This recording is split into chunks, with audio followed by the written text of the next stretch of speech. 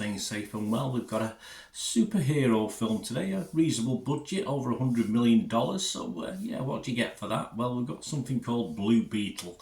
Please, we'll have a look at that today. If you're new to the channel, push that subscribe button, push the bell notifications, everything film and TV, reviews like this, information, vlogs, previews, different little things. So if you can join me, that'd be great.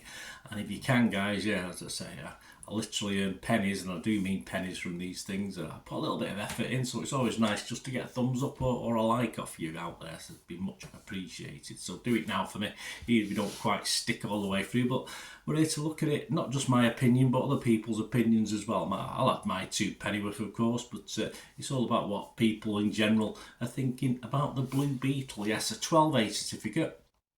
127 minutes. I don't like, you know, if you're not new, you know I don't like long films unless they deserve it. Yes, superhero films perhaps should be 2 hours, but what do we get in that 2 hours? That's the problem. I think personally for this one, 1 hour and 45 could have sufficed. But anyway, we'll get on with it. It's based on DC Comics character Jamie Ray's stroke Blue Beetle, produced by DC and the Safran Company, of course. The film was directed by Angel Manuel Soto, written by Gareth Dunnet Alcocer, and it's number 14, the number 14 in the DC Extended Universe. Yes, as far as DC Marvel, I don't go along with this fanboy thing, one against the other. I did prefer DC Comics as a kid, but yeah, I just watch a film to be entertained. I don't care whether it's DC Marvel or Uncle Tom Cobley. The film stars Zolo Madriuena as Jamie Ray's Blue Beetle, alongside Adriana Barazza, Damien Alcazar, Elpidia Carrillo, Bruna Magazine, Raul Max Trujillo, and Susan Sarandon. I can get that one right, and George Lopez. I can probably get that right. My apologies, any mispronunciation. It's not my greatest skill. My apologies. It was released in the US and then worldwide on or around August the 18th, and I'm recording this as I'm looking at my calendar because I've got what date it is on August the 22nd. So any comments and views are as at 9 AM on August the 22nd, 2023. Rotten Tomatoes, well, what are they thinking about it? 76% positivity, so that's good. 202 critics, so a fair chunk. It gets an average of 6.3 out of 10, which is okay. 154 fresh and 48 rotten. Let's have a look at one of the fresh people, Dan Jolin from Empire Magazine. He said it's a broad story, and in action terms, there really isn't much here that feels fresh. But the Blue Beetle makes one smart decision that saves its shiny cerulean ass, or cerulean, I don't know how you pronounce that. It brings Jamie's family along for the ride. I didn't really like the family that much, so that never really helped me for this film. In fairness, it was okay, don't get me wrong, I just didn't really invest in them, unfortunately.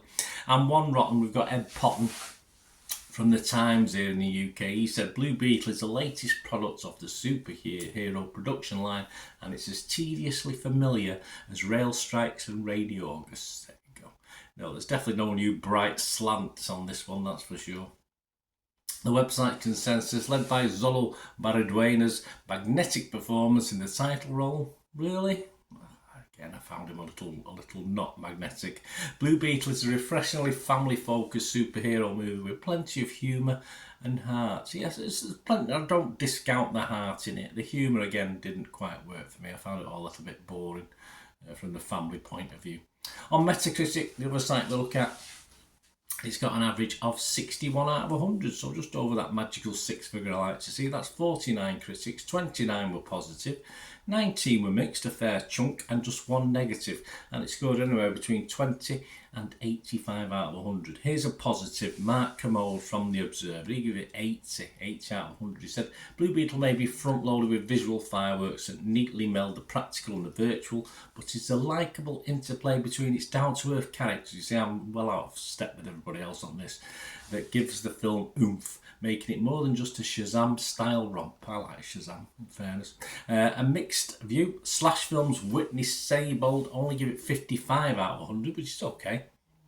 Said overall the details of Blue Beetle are fun and the characters may inspire a few warm familial smiles, but the whole is frustratingly shabby and rushed. Yeah, it did have a feel, as you know, it didn't have a feel of $104 million budget film to me. It felt like more a streaming film, perhaps a well invested streaming film. Than the cinema release it is for me. And a negative, yeah, Nicholas Barber from the BBC, give it 40, 4 out of 100. He said, nearly everything about it stale and derivative, all the way to the teasing extra scenes during and after the end credits. Instead of feeling like the birth of a thrilling new franchise, it feels like the last gasp of a worn-out old one. Yes, I'm not overly enthused for more, that's for sure, based on this. What about the public? That's all that matters, doesn't it? It doesn't matter about the critics. What do they know? Well, the public are reasonably happy, but they do tend to vary depending who we look at. Rotten Tomatoes audience are 92% happy, 92% positivity, 4.5 out of 5. So it starts well. Internet Movie Database a little bit lower. 13,000 scores and reviews. They're giving it 6.8 out of 10. It's a little bit low, but still good. But then you get to the Metacritic, the other site we look at, their users is only 5.9 out of 10. So it's a gradual decline. But overall, okay, it's fine. Right, my thoughts before we go, guys, before I finish this. I did find it all a little bit tame, to be fair. I found the characters, the family dynamics a little uninteresting. I found the humour a bit of a struggle. And of course, when you've got a superhero who's discovered new powers, you get mayhem and fun things as he gets used to his superpower. But we've seen it before. It's been done many times before. It's just the dynamic of the whole thing, including the family element, didn't really work for me, as it has seemed to have done for a few other people. I mean, I've been around the block, so perhaps that doesn't help. Should appeal to a newer audience. It's reasonably well put together. Appeal to a younger audience, I think, though I do like it lacks a little bit of depth and character for me.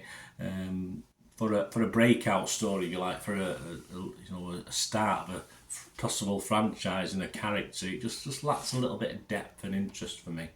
And the baddies, of course, run by old Susan Sarandon herself and her henchmen.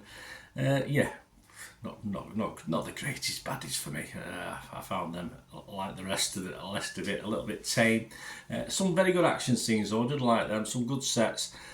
Plenty of filler though. Knocked 30 minutes off this. I think I would have been a bit nicer with it. Instead of being over 2 hours, an hour and 45 minutes would have been fine. So it's got to be, after all that negativity, it's an okay from me. I watched it, it was fine, it was okay, and that's all I can say. It's just an okay from me. If it was Metacritic, I'd probably be mixed. If it was Rotten Tomatoes asking me, I would have to be fresh on it. It's not a rotten film. And as far as Internet Movie Database, if they ask me, I'd give it just my standard watchable 6 out of 10 for an okay film. I was pushing towards 5.5, but I think I'd be a bit unfair not to just give it that 6 out of 10.